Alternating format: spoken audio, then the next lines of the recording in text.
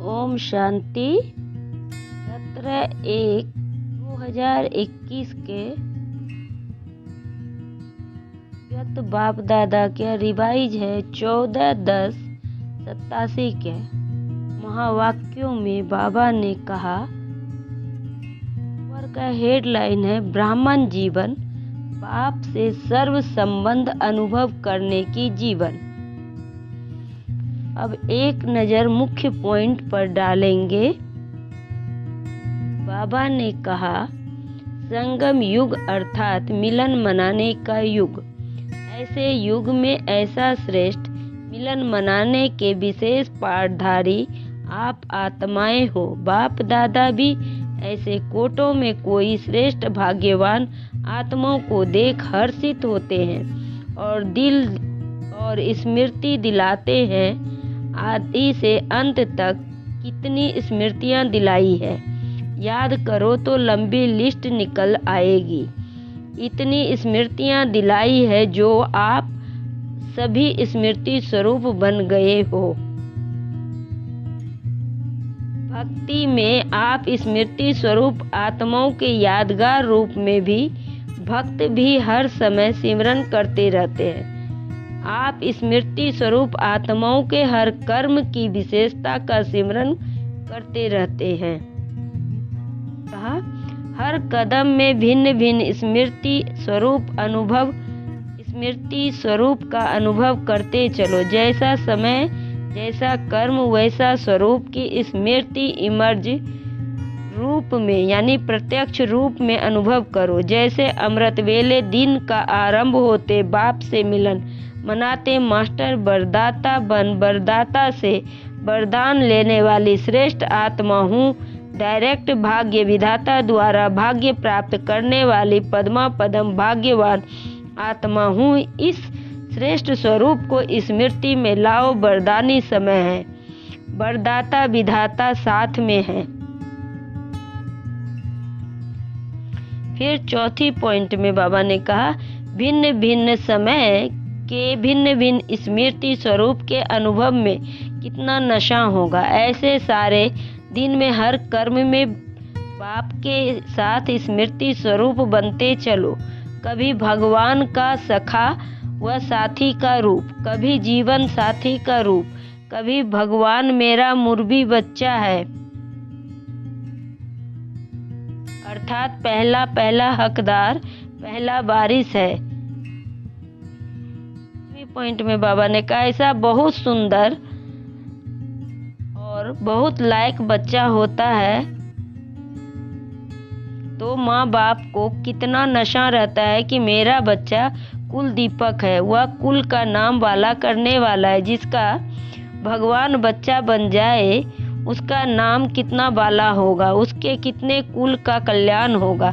तो जब कभी दुनिया के वातावरण से भिन्न भिन्न समस्याओं से थोड़ा भी अपने को अकेला या उदास अनुभव करो तो ऐसे सुंदर बच्चे रूप से खेलो, सखा रूप में देखो।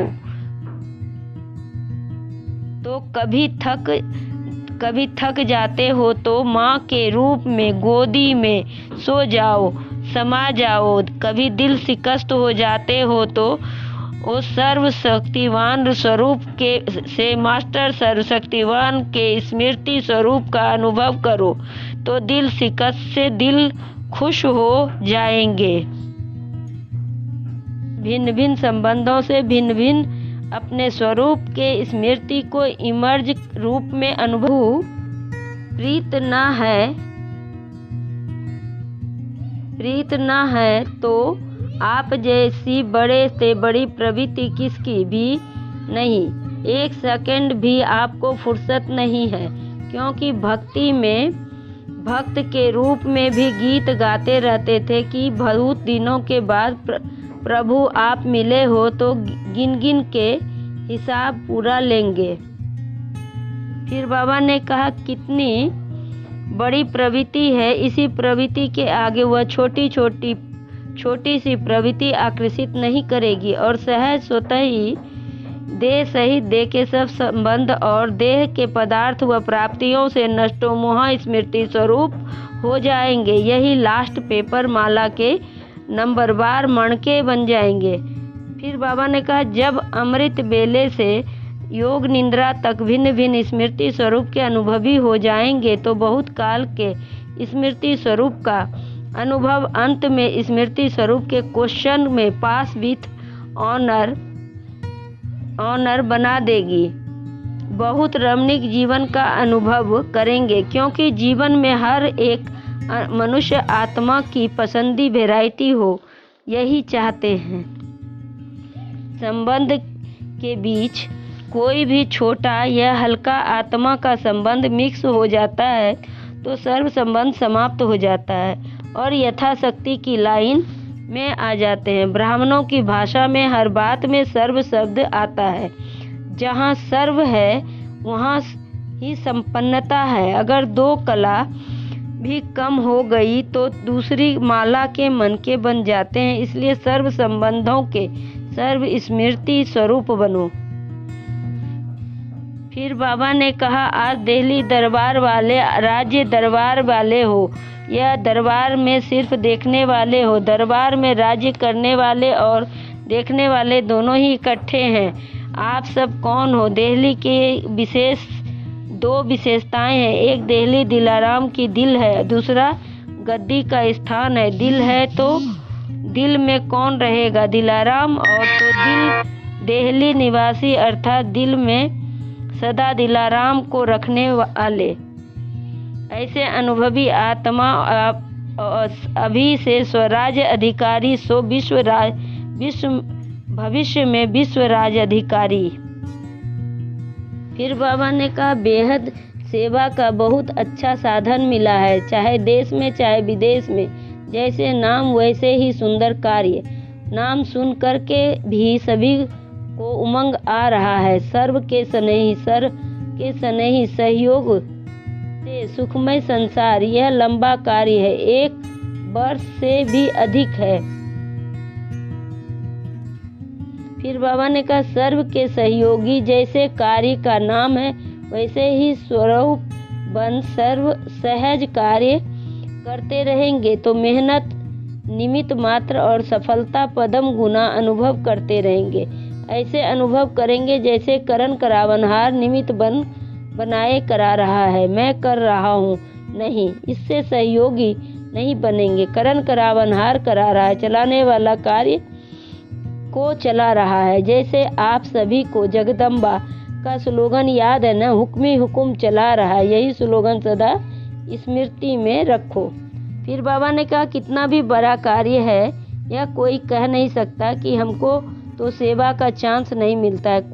चाहे कोई बीमार है तो बीमार की सेवा करो, अनपढ़ अनपढ़ों की सेवा करो, जो भी कर सकते वह चांस है।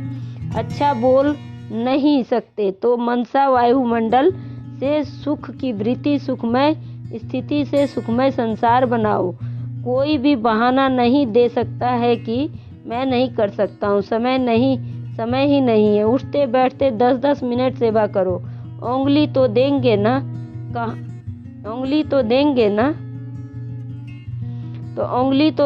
ना, कहाँ नहीं जा सकते हो।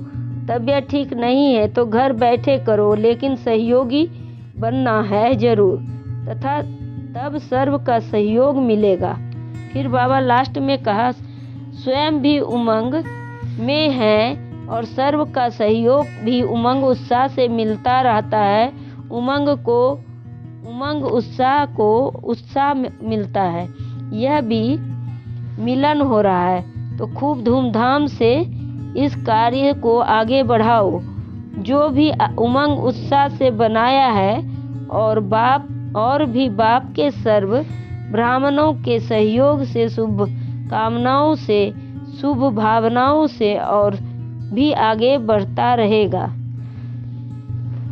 लास्ट में बाबा ने कहा चारों ओर के सदा याद और सेवा के उमंग उत्साह वाले श्रेष्ठ बच्चों को सदा हर कर्म में स्मृति स्वरूप की अनुभूति करने वाले अनुभवी आत्माओं को सदा हर कर्म में बाप के सर्व संबंध और अनुभव करने वाले श्रेष्ठ आत्माओं को सदा ब्राह्मण जीवन के मजे की जीवन बिताने वाले महान आत्माओं को बाप दादा का अति स्नेह संपन्न याद प्यार स्वीकार हो। बाप दादा का याद प्यार। रूहानी बाप की रूहानी बच्चों को नमस्ते। हम रूहानी बच्चों की रूहानी बाप दादा को याद प्यार और नमस्ते। नमस्ते। सदा रहो हंसते, बन जाओ फरिश्ते, चलते रहो परम धाम के रास्ते। शुक्रिया बाबा, शुक्रिया बाबा, पद्मा पदम शुक्रिया बाबा। वरदान में बाबा ने कहा, संगम युग पर 1 का 100 गुना प्रत्यक्ष फल प्राप्त करने वाले पद्मा पदम भाग्यशाली भव। संगम युग पर 1 का 100 गुना प्रत्यक्ष फल प्राप्त करने वाले पद्मा पदम भाग्यशाली भव। स्पष्टीकरण, संगम युग ही 1 का 100 गुना प्रत्यक्ष फल देने वाला है।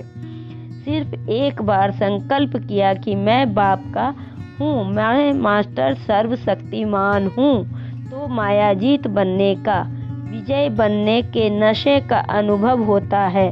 श्रेष्ठ संकल्प करना यही है बीज और उसका सबसे बड़ा फल, जो स्वयं परमात्मा बाप भी साकार मनुष्य रूप में मिलने आता है। इस फल में सब फल आ जाते हैं। स्लोगन में बाबा ने कहा, सच्चे ब्राह्मण वह है जिनकी सूरत और सीरत से प्यूरिटी की पर्सनालिटी व रॉयल्टी का अनुभव हो। सच्चे ब्राह्मण वह है जिनकी सूरत और सीरत से प्यूरिटी की पर्सनालिटी व रॉयल्टी का अनुभव हो।